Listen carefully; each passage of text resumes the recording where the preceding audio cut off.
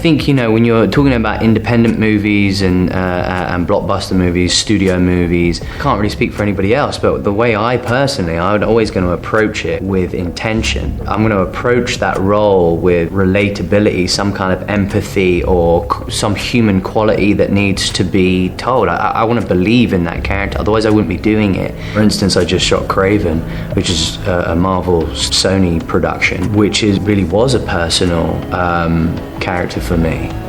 And that's on a big scale. So I don't think you should, as an actor, I don't think you should differentiate between, oh, this is an indie, you know, drama and this is a comedy, so I'm not really gonna do my preparation or my work. I think that's just bad professionalism. Tangerine and Lemon are called the twins. One's black, one's white, so we didn't really want to play into that kind of trope of that humor, you know. We actually wanted to lean more into why would they be called the twins, you know.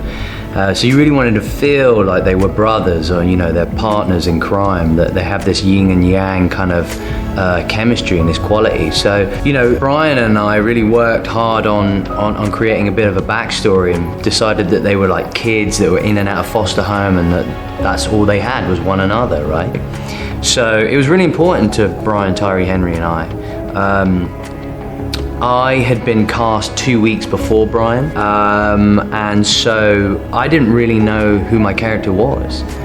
I didn't really know who Tangerine was until Brian stepped into the shoes of Lemon, because you couldn't really create one without the other. They needed to be, they're these duo that we really worked on together, and I had seen Brian's work up until then. I was a huge fan of him, admirer of his stuff, super versatile, talented actor. And then when I met him, it was instantaneous. We both hit it off. We were just connected, and he's a good friend and a friend for life. And we've been, you know, friends ever since. So it was instantly, there was this magic sort of chemistry, and so that's what we brought to the table. And there was a lot of trust there. So we was able to like improvise. A lot of our stuff is just us ad-libbing and improvising and taking the dialogue from the script and going really bold with it. The physical stuff I find that I'm pretty comfortable with. I had a dance background as a kid, so choreography comes kind of naturally, and I'm not too... I like physicality in the roles that I play. I think there's always a character that needs some kind of physicality, whether you walk differently, or, you know, you're bigger, or you lose weight, or, you know, that side of things is kind of something I feel comfortable in.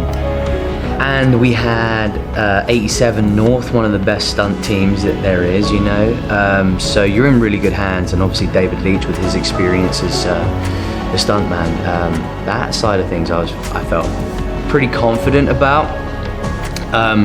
It's all the other stuff, the character building work, the comedy element. I mean, comedy I think is something that